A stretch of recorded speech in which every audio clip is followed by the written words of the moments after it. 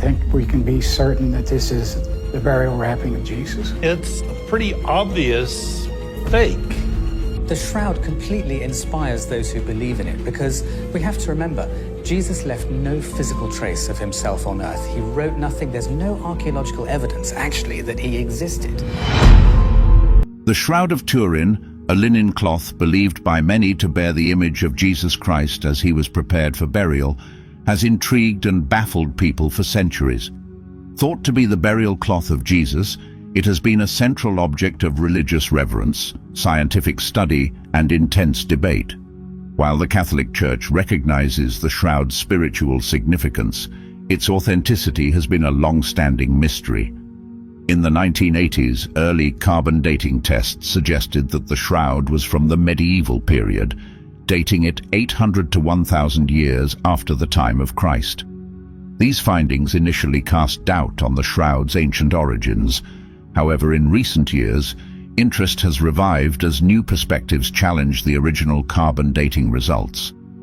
A member of the team that first tested the shroud publicly criticized the testing process, arguing that methodological flaws made the results unreliable. In addition, the raw data from the tests were withheld from the public for 27 years, raising further suspicions. Rumors have also swirled about possible financial incentives being offered to the laboratories involved in the carbon dating, sparking speculation that powerful entities, including governments, might have had a stake in promoting the idea that the shroud was a medieval forgery. The Shroud of Turin remains an enduring enigma, steeped in both mystery and controversy.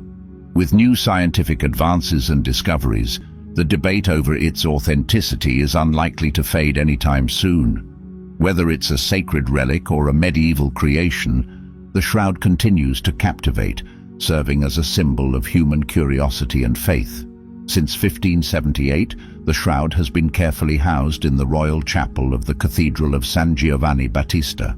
Its dimensions alone are impressive, measuring 4.3 meters in length and 1.1 meters in width, but it's the faint brownish images on its surface that draw attention. Upon closer inspection, a faint ghostly image of a man, around 5 feet 7 inches tall, can be seen. The cloth appears to have recorded the last moments of his life, with one half of the cloth showing the back of a body while the other half folds over, covering the front. What makes the image even more compelling is the resemblance of the figure's wounds to those suffered during Christ's crucifixion. Marks on the head resemble thorn wounds, as if a crown of thorns had been placed on it. The back shows lacerations consistent with flogging, while the shoulders appear bruised, evoking the image of carrying a heavy cross. Perhaps most striking are what appear to be bloodstains, seen as sacred symbols of Jesus' ultimate sacrifice. Despite these remarkable details, the Catholic Church has never officially declared the shroud's authenticity. Instead, it is venerated as an icon of Christian faith, with millions of pilgrims viewing it not just as a relic, but as a profound symbol of Christ's suffering and death. It serves as a bridge to the mystery of his sacrifice, offering spiritual reflection rather than definitive historical proof. Since the late 1800s, scientists have been trying to unravel the mystery of the shroud. A major breakthrough came in 1898, when researchers discovered that the sepia-toned images on the cloth resembled photographic negatives, adding to the shroud's intrigue. In 1988, the Vatican tasked 3 independent laboratories with conducting carbon-14 dating on small linen samples from the shroud. Each sample was about the size of a postage stamp, and the results, to the surprise of many, were consistent. They dated the shroud between 1260 and 1390, far later than the time of Christ. Despite these results, the image on the shroud remains a mystery. The haunting depiction of a wounded body resembling Christ is difficult to explain. While scientists are confident the linen itself does not date back to the 1st century, no one has been able to explain how the image was formed.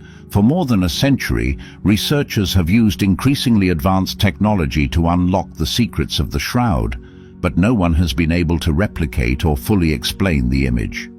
New scientific advancements, however, have reignited the debate, with some suggesting the possibility of the shroud's authenticity. One notable figure in this debate is Barry Schwartz, who was the official photographer for the Shroud of Turin research project, STURP. Initially a skeptic, his involvement in the investigation gave him a unique perspective on the Shroud's mysteries, adding yet another layer of intrigue to this centuries-old artifact. At the time, Barry Schwartz, a non-practicing Jew, joined the Shroud of Turin research project, STURP, assuming the shroud was likely a medieval forgery, a painting designed to deceive or inspire religious awe. Like many skeptics, he believed the shroud couldn't possibly be an authentic relic, but rather an elaborate creation from the Middle Ages. However, during the examination, Schwartz encountered a mystery that continues to puzzle researchers to this day. Using specialized X-ray equipment, Schwartz and his team made an extraordinary discovery. When the lights and darks of the shroud's image were stretched vertically into space, according to the varying densities, a remarkable three-dimensional relief of a human figure appeared. This 3D quality was completely unexpected. It led researchers to conclude that the image couldn't have been made by traditional methods like painting or photography. Regular two-dimensional images, whether painted or photographed, don't have the depth information necessary to create such a three-dimensional effect when analyzed this way. Further studies of the shroud revealed even more surprises. Despite initial assumptions that the image might have been artificially created, no traces of paint, pigments, or binders were found on the cloth. These materials would be expected if the image had been crafted by hand. Instead, the image appeared to be formed from yellowed, discolored fibers, with darker areas corresponding to more densely discolored fibers. What made this even more intriguing was that no evidence of any external substance could be detected on the cloth. There were no signs of human intervention that might explain how the image was made. The absence of an obvious artistic or technical method for creating the image deepened the shroud's mystery and made it harder to dismiss as a simple forgery.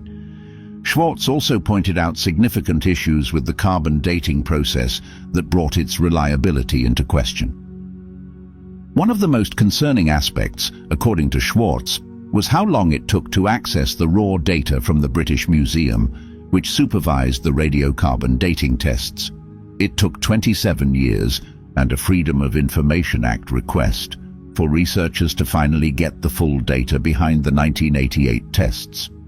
This delay was highly unusual in the scientific world, where transparency and timely data sharing are essential for verifying results. The extended wait raised serious doubts about the testing process and its conclusions. Once the data was finally released, it revealed troubling inconsistencies. The sample used for carbon dating was inhomogeneous, meaning that different parts of the sample produced dates that varied by hundreds of years. This raised concerns that the sample might not represent the entire shroud. Moreover, the testing process itself was flawed. No control samples were taken from other parts of the shroud, a critical step for ensuring accurate results. Without this comparison, it was impossible to determine if the sample used for testing was truly representative of the entire cloth. Additionally, further investigation showed the presence of interwoven cotton fibers in the sample area. This finding contradicted traditional Jewish burial customs, which prohibited the mixing of different fabrics. This discovery suggests that the section of the shroud used for carbon dating may have been part of a later repair rather than the original cloth. If the carbon dating was performed on a repaired area, it would be impossible to accurately determine the true age of the shroud. This casts significant doubt on the conclusions reached in 1988 and suggests that the shroud's true age remains uncertain. Schwartz's insights highlight the unresolved mysteries surrounding the Shroud of Turin. Even with advanced scientific testing and decades of research, definitive answers remain elusive. What was once considered definitive proof that the shroud was a medieval forgery is now in question, suggesting it could be much older than originally thought. In addition to these findings, researchers have closely examined the bloodstains on the shroud. The blood has been identified as type AB, a relatively rare type but more common among Jewish people. What's even more astonishing is how vivid the bloodstains remain after centuries. The clarity of the stains suggests the person wrapped in the shroud endured severe trauma, consistent with crucifixion. The way the blood flows down the arms matches exactly what you'd expect to see in someone hanging on a cross. Even more remarkable, the bloodstains appear to have formed before the image itself, implying that whatever process created the image began about 72 hours after the blood made contact with the cloth. This timing aligns with the Christian belief in Christ's resurrection, adding further religious significance to the shroud. There are other clues linking the shroud to Jesus' time and place. Small traces of travertine aragonite limestone found on the shroud match the limestone from the tomb where Jesus was believed to have been buried. This geological connection adds to the argument that the shroud could be linked to Jesus' burial. Moreover, researchers discovered 49 types of pollen on the shroud, 33 of which are native to Palestine, further suggesting that the cloth may have originated in the region where Jesus lived and died. One particularly intriguing detail is the unique stitching pattern found on the shroud, which matches a style used only in first-century Palestine. This stitching technique, along with archaeological evidence that crucifixion nails were driven through the wrists, as seen in the wounds on the shroud, adds further support to the claim of the shroud's authenticity. Additionally, researchers have found inscriptions on the shroud, including the phrase "Jesus of Nazareth" in Greek. Barbara Frail, a Vatican researcher, argues that these inscriptions, along with the writing style, firmly date the shroud to the 1st century. She believes this evidence counters the theory that it's merely a medieval forgery. In conclusion, despite years of scientific analysis, the Shroud of Turin continues to be a source of fascination, mystery, and debate. With new evidence challenging earlier conclusions, the possibility that it could be a genuine relic remains very much alive. Theories on how the image on the Shroud of Turin was formed vary, but one of the most intriguing comes from John Jackson.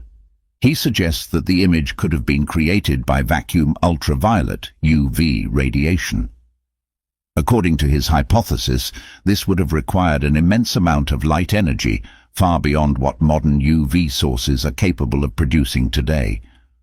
The energy needed would surpass the total electrical output of the entire planet, leading some to wonder if the image's creation was the result of a miraculous event.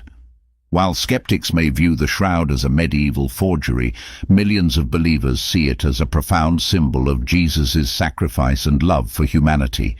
The Shroud of Turin is more than just an ancient relic. It continues to inspire deep faith and devotion across generations. Its mystery and significance remain strong, captivating both religious followers and scientific minds alike.